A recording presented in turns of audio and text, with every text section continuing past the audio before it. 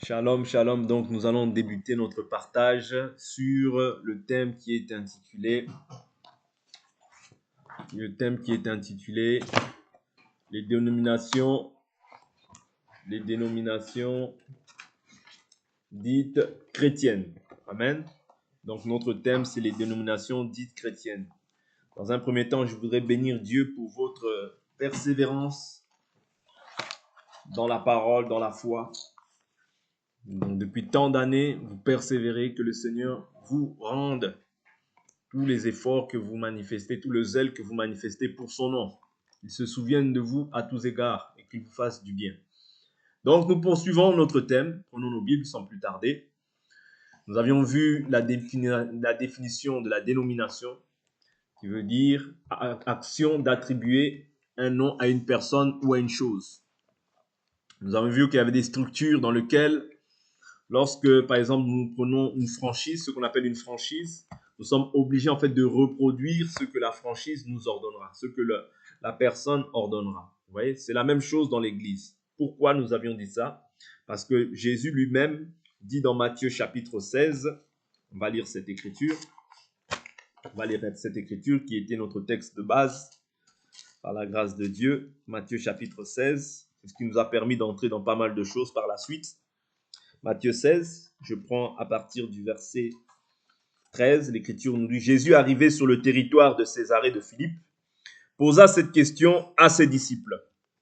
Au dire des gens, qui suis-je moi, le Fils de l'homme » Ils répondirent, les uns disent Jean-Baptiste, d'autres Élie, d'autres Jérémie, ou l'un des prophètes. Mais vous, leur dit-il, qui dites-vous que je suis? Simon-Pierre répondit, tu es le Christ, le Fils du Dieu vivant. Jésus reprit la parole et lui dit, tu es heureux, Simon, fils de Jonas, car ce ne sont pas la chair et le sang qui t'ont révélé cela, mais mon Père qui est dans les cieux. Ah, donc ici, nous comprenons que la chair et le sang peuvent révéler aussi des choses.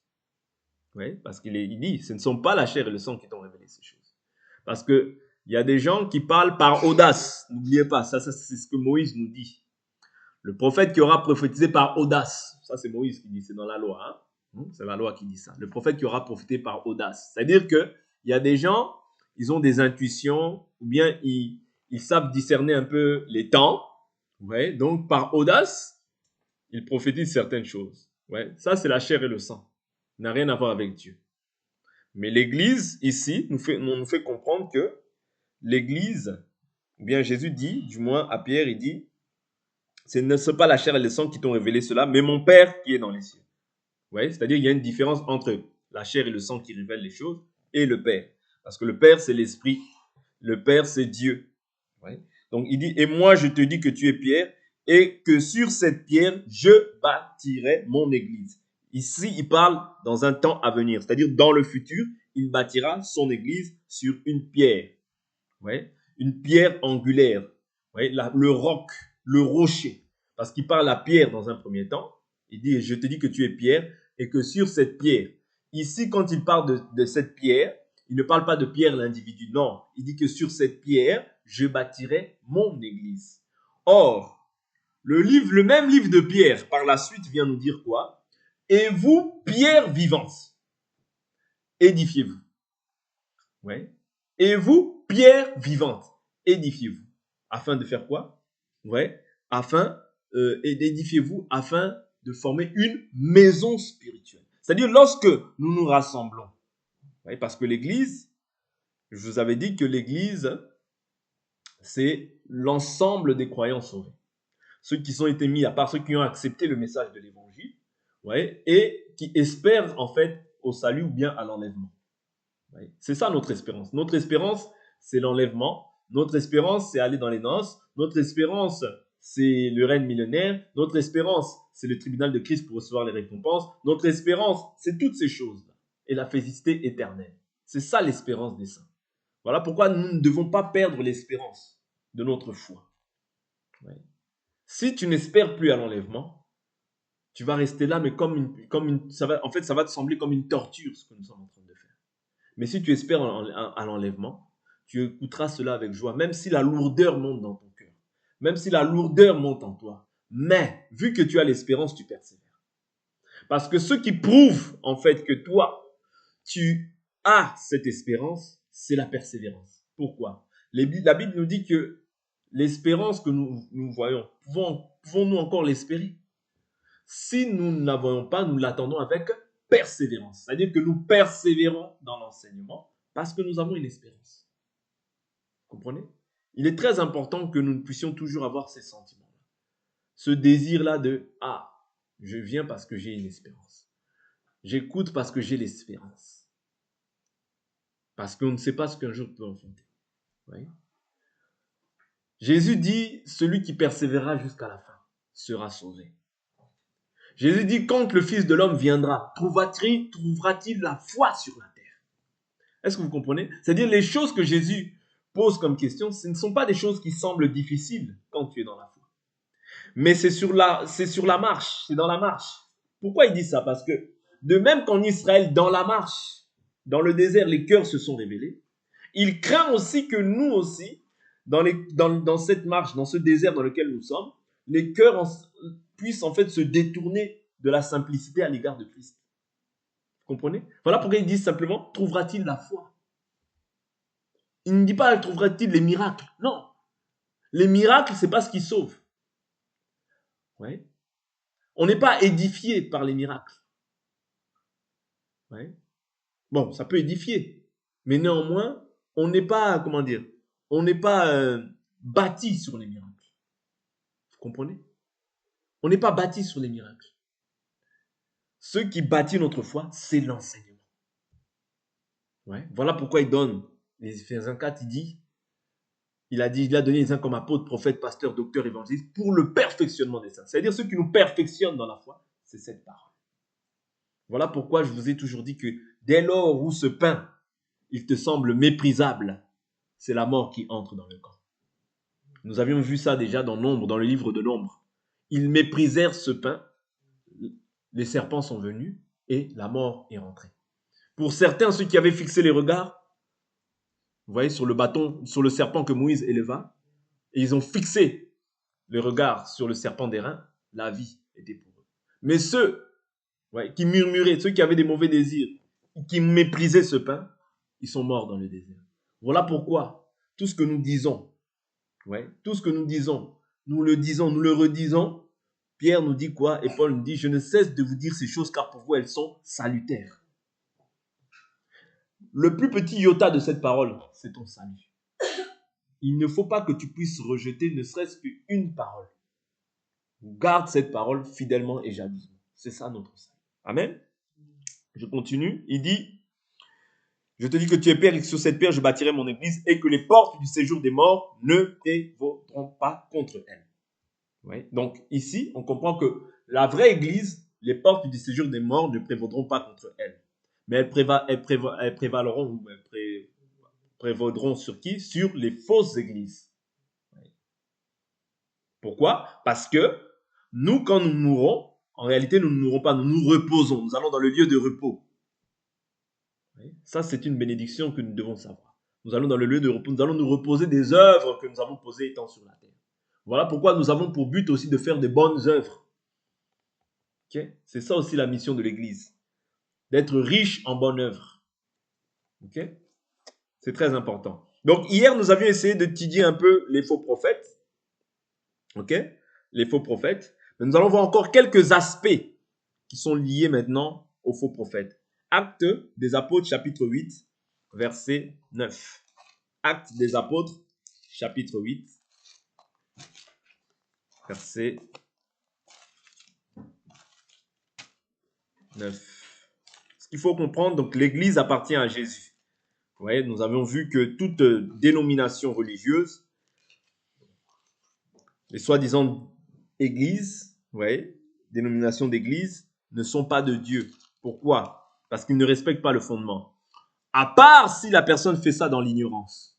Mais comme je vous ai dit que si la personne fait ça dans l'ignorance, Dieu aussi, vous voyez, comme il aime jusqu'à la jalousie l'esprit qu'il a fait habiter en nous, il enverra toujours un serviteur pour pouvoir en fait rétablir le fondement. Ça, c'est pas moi qui le dis, c'est Psaume chapitre 11, verset 3.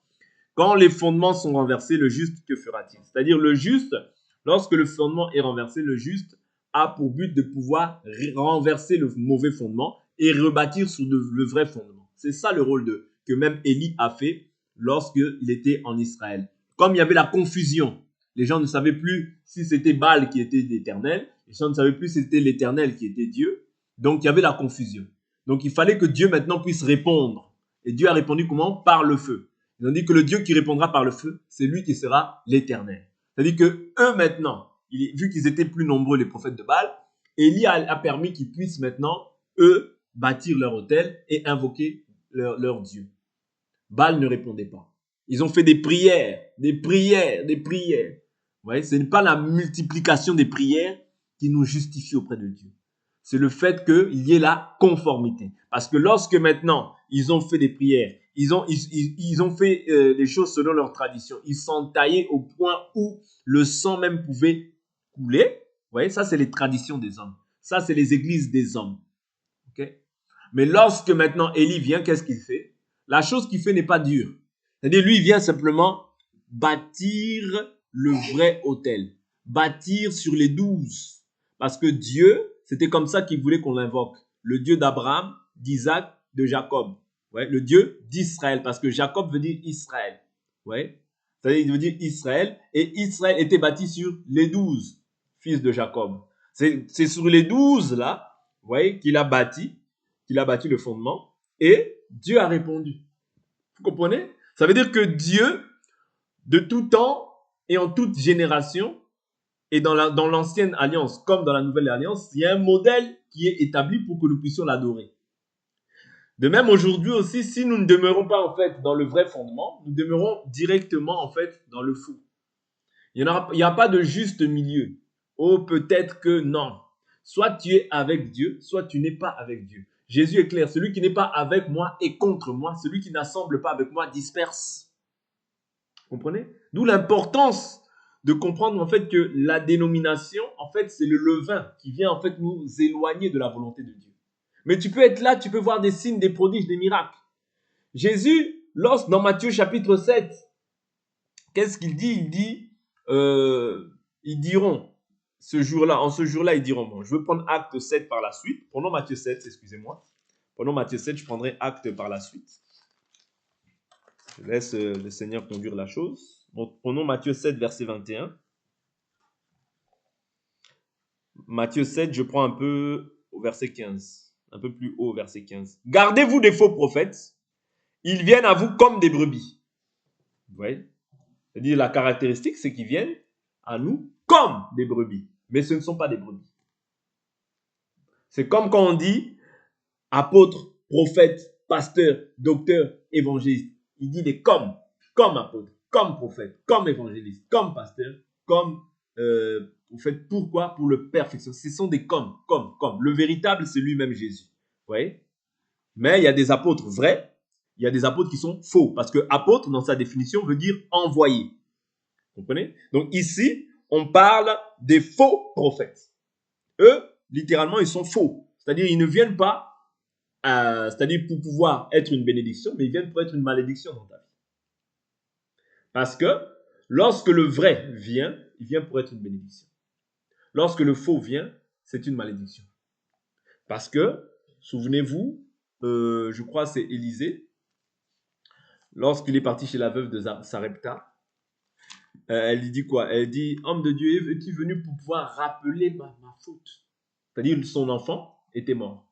Et il lui dit, es-tu venu pour rappeler ma faute? Oui. Et maintenant, parce qu'il était hôte chez cette femme. Et maintenant, Élisée, il est parti, il a prié, il a dit, ô Éternel, ouais, vas-tu faire périr cet enfant de cette femme, l'enfant de cette femme dont je suis l'hôte? Et Dieu a écouté la voix d'Élisée et cet enfant-là a survécu. Et il l'a ramené, maintenant il a dit, je crois maintenant que tu es un homme de Dieu.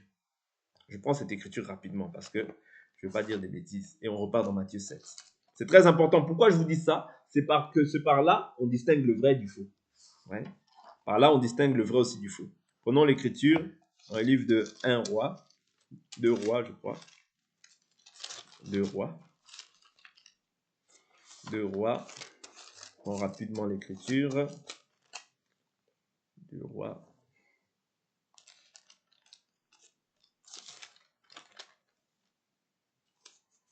2 Rois.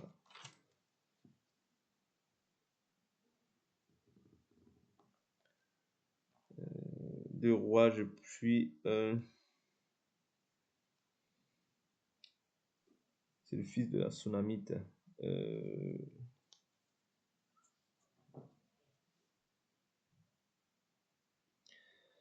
Je suis dans 2 Rois chapitre 4, verset 2 Rois chapitre 4.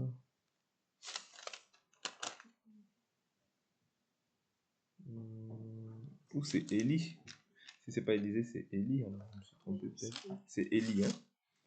Voilà, c'est Élie. C'est Élie. Je crois que c'était Élisée. Le veuve de Sarepta, c'est Élie.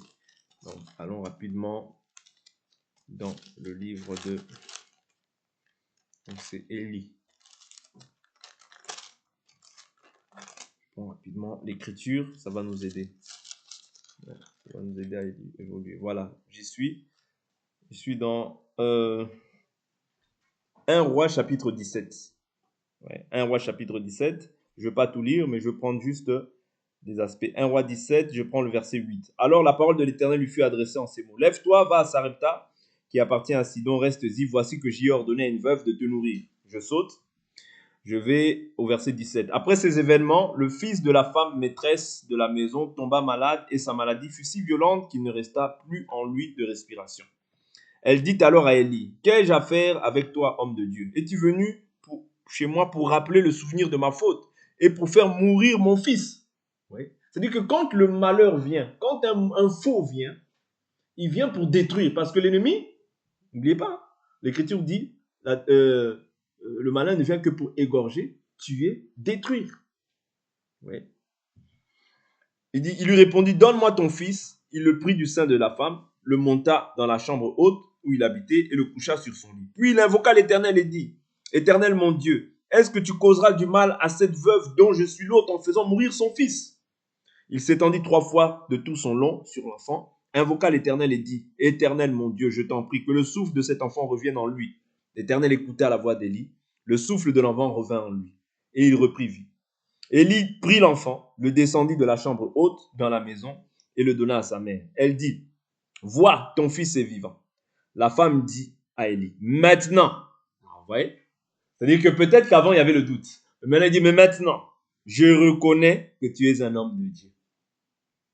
Et que la parole de l'Éternel dans ta bouche est vérité.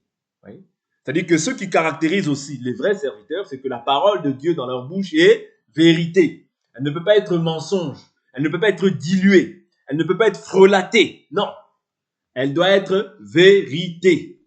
Parce que celui qui est la vérité par excellence, c'est Dieu. Ça veut dire celui que Dieu envoie ne peut dire que les paroles que Dieu lui a ordonnées. Est-ce que vous comprenez un peu? Ici, je vous amène simplement à comprendre que le faux, lorsqu'il vient, il cause le chagrin. Le faux, lorsqu'il vient, il cause l'amertume. Le faux, quand il vient, il peut causer la mort. La mort. Pourquoi? Parce qu'il n'est pas, en fait, revêtu ou bien doté, il n'est pas doté, en fait, de la... c'est-à-dire, la nature qui est en lui, cause la mort. C'est-à-dire, comme il est fils du diable, envoyé du diable, il ne vient que pour égorger, tuer, détruire. Voilà pourquoi il y a beaucoup de gens dans ces églises-là, qui sont détruits, que ce soit intérieurement, que ce soit financièrement, ils sont détruits. Pourquoi? Parce qu'ils sont tombés sur des loups. Est-ce que vous comprenez? Parce que ce sont des loups qui viennent maintenant en peau de brebis. Mais la Bible nous dit on les reconnaîtra à leurs fruits. D'autres, on couche avec leurs filles. D'autres, leurs maris se sont détournés en fait même de la vérité. D'autres ont abandonné en fait le chemin de Dieu. Pourquoi? Parce qu'ils sont tombés sur des loups. Parce que ces gens-là qui sont à la tête de ces choses-là, en réalité, sont des loups. Parce que si tu es un véritable serviteur de Dieu, tu ne peux pas en fait demeurer indéfiniment dans voilé. Non, tu ne peux pas. Parce que si tu es véritablement un serviteur de Dieu, Dieu doit te révéler les choses. Parce que la Bible nous dit la colère de Dieu se révèle contre toute impiété qui garde injustement la vérité captive. Ça veut dire que étant un serviteur de Dieu, si tu es vraiment un serviteur de Dieu, Dieu doit te révéler les choses. Mais si tu ne l'es pas, ces choses-là sont cachées pour toi. Ça veut dire que tu n'es pas de Dieu. Est-ce que vous comprenez? Mais si tu es de Dieu, Dieu doit te révéler ces choses. Obligatoirement, impérativement. Oui. Tu ne peux pas rester 10 ans, 15 ans dans l'ignorance. Non. Tu ne peux pas servir un Dieu qui ne te parle pas, qui ne te conduit pas. Non. Oui. Ce serait insensé. Ce ne serait pas logique que tu sois engagé dans une entreprise, par exemple, et que tu n'es jamais amené à pouvoir voir le chef, ton directeur, et qu'il ne te donne pas des directives. Vous comprenez? De même aussi, quand tu prétends servir Dieu, Dieu doit t'orienter et te guider, parce que la Bible nous dit que je suis avec vous tous les jours à la fin du monde. Et que dans cette nouvelle alliance, nul n'enseignera son prochain, car tous seront enseignés de Dieu, du plus petit jusqu'au plus grand. Vous comprenez? C'est-à-dire que les gens qui demeurent indéfiniment dans ces choses-là, soit ils sont destinés, soit plusieurs n'ont pas l'amour de la vérité, ouais, n'ont pas l'amour de la vérité, voilà pourquoi ils restent captifs, soit s'ils sont de Dieu, tôt ou tard, Dieu les fera sortir de là-bas. Vous comprenez? Mais quant à ce qui concerne les bergers, s'ils demeurent dans ces choses-là, c'est obligatoirement Dieu leur a parlé. Obligatoirement.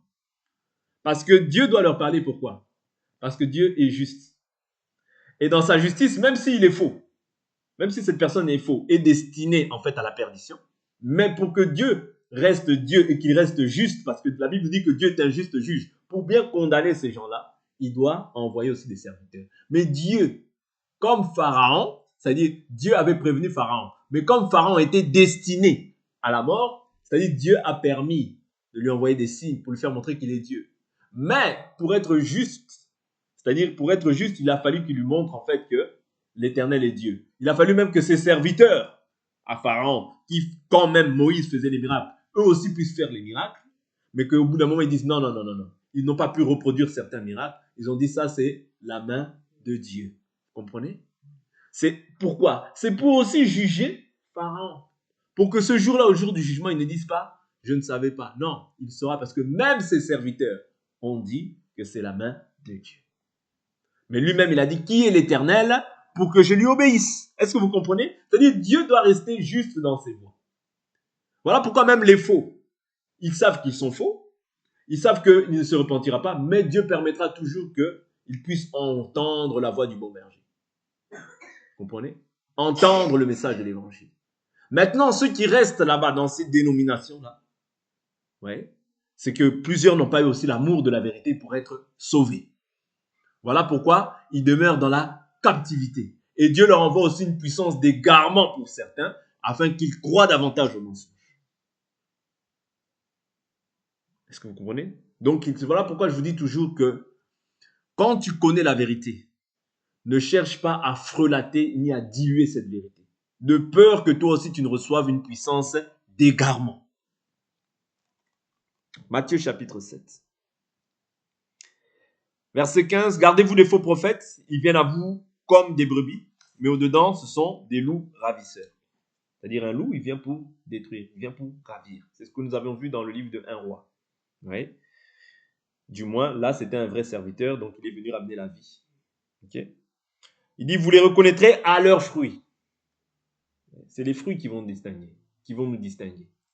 Parce que le fruit de l'esprit, c'est quoi? C'est l'amour, la joie, la paix, la patience, la bonté, la douceur, la bienveillance, la fidélité, la maîtrise de soi. Et la Bible dit que la loi n'est pas contre de telles choses. Ceux qui sont au Christ Jésus ont crucifié la chair et ses désirs. Donc ceux qui ne sont pas au Christ Jésus n'ont pas crucifié la chair ainsi que les désirs de la chair. Voilà pourquoi tu peux voir des pasteurs là-bas impudiques. Est-ce que vous comprenez? Pourquoi? Parce qu'ils ne sont pas au Christ Jésus et par surcroît, ils n'ont pas crucifié la chair et ses désirs. Tu vas entendre fin des fins que le pasteur là-bas, il a engrossé une autre sœur. Il n'est pas en Christ Jésus. Donc, pour lui, les fruits qu'il va reproduire, ce ne sont que les fruits de son père, qui est le diable. Est-ce que vous comprenez? On les reconnaîtra à leurs fruits. Et la Bible nous dit quoi? Vous les reconnaîtrez à leurs fruits. Cueille-t-on des raisins sur des épines ou des figues sur des chardons? Tout bon arbre porte de bons fruits, mais le mauvais arbre produit de mauvais fruits. Un bon arbre ne peut porter de mauvais fruits. Un bon arbre ne peut porter de mauvais fruits.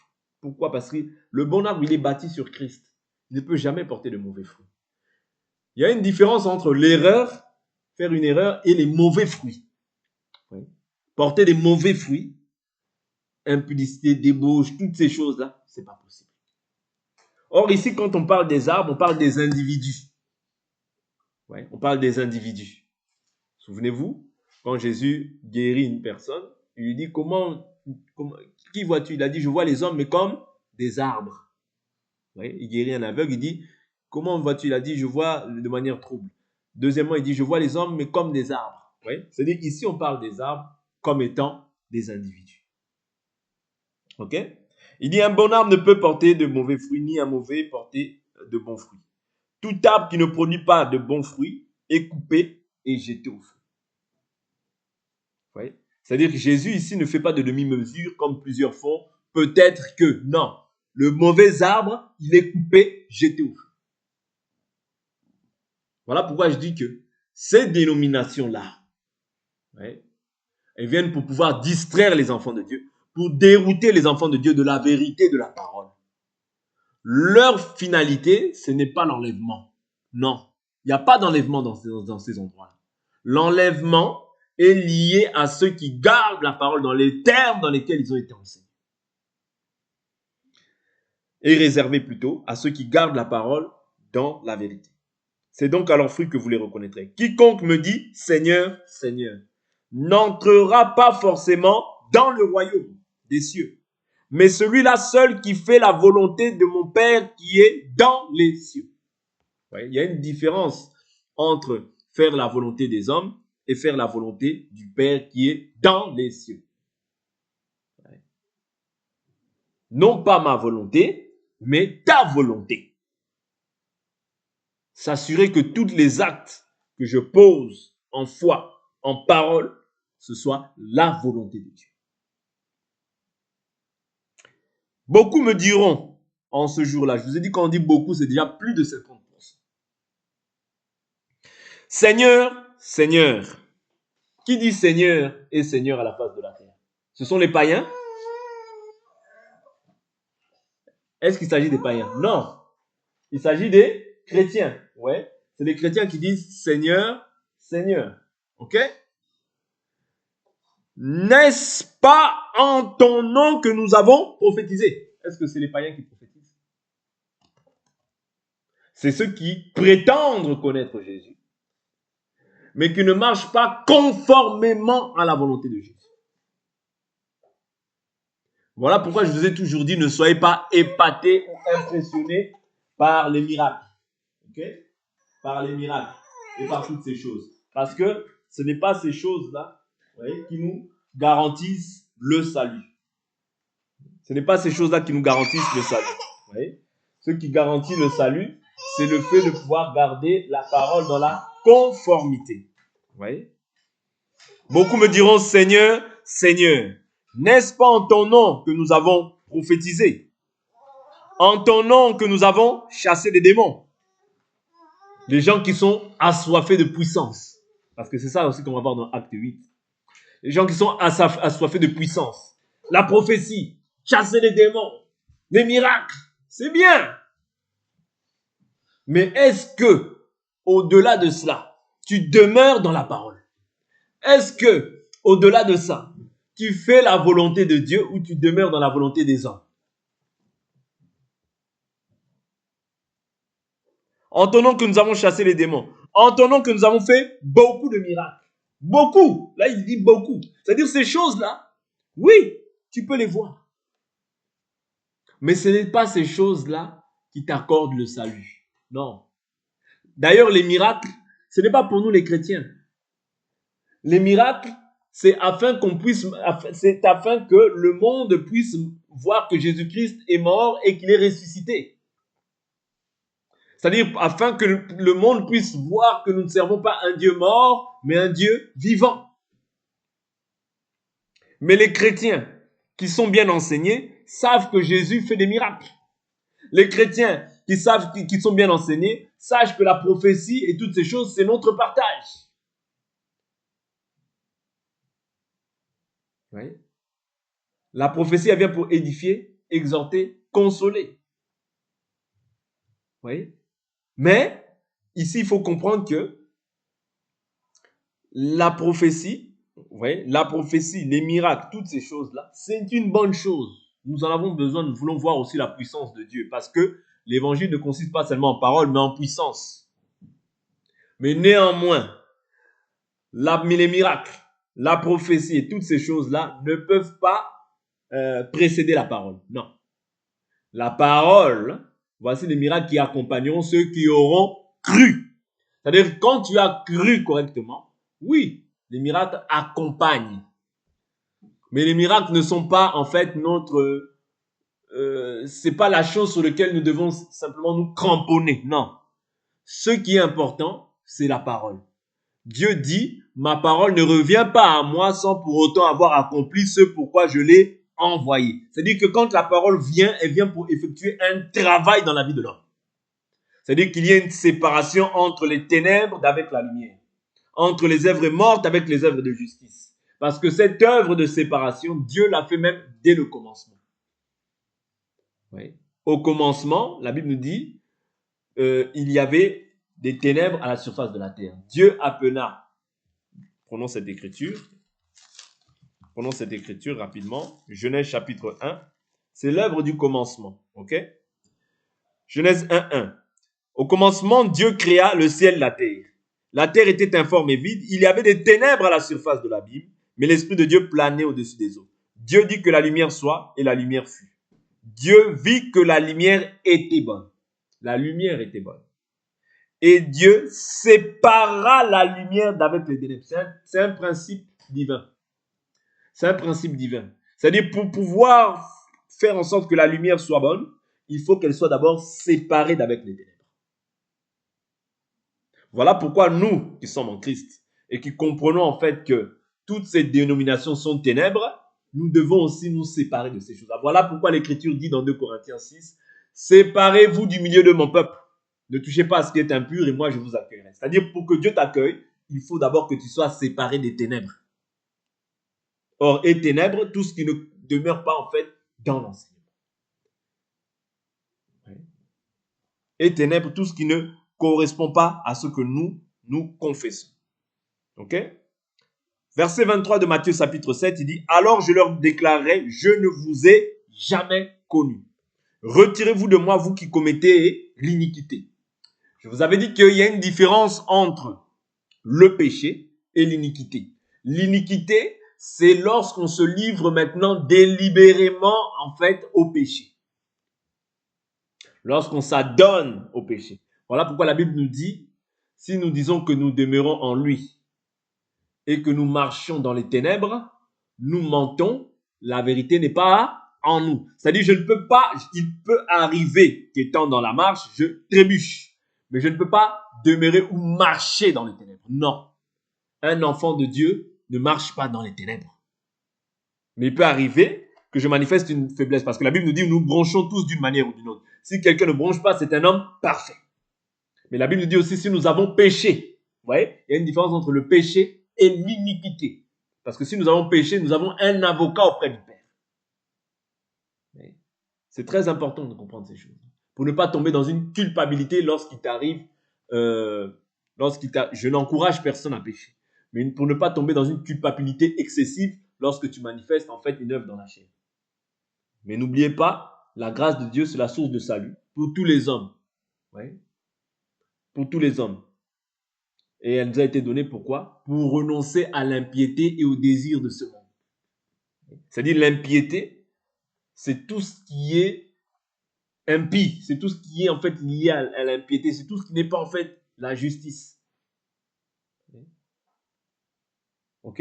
Et quand on parle d'injustice, quand on voit les dénominations, ils sont déjà injustes. Pourquoi? Du fait qu'ils ont pris en fait la gloire de Dieu pour maintenant, c'est-à-dire que au lieu maintenant d'attirer les disciples après Christ, ils les attirent après eux. C'est-à-dire ils prennent la gloire de Dieu et ils se font Dieu.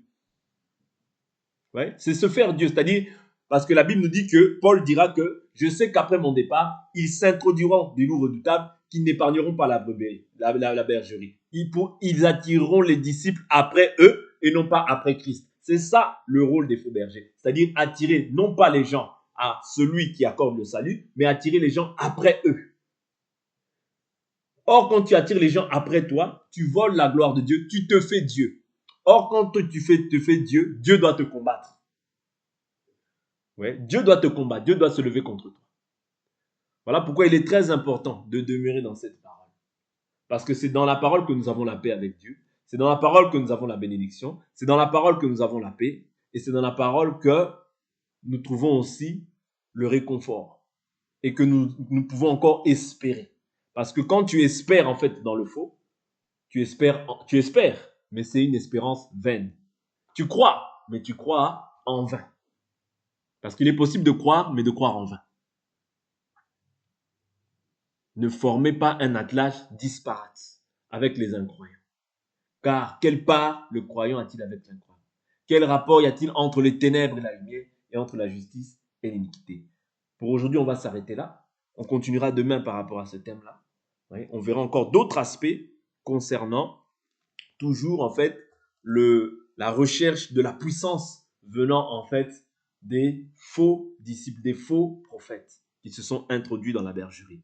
Nous allons nous arrêter, nous allons prier.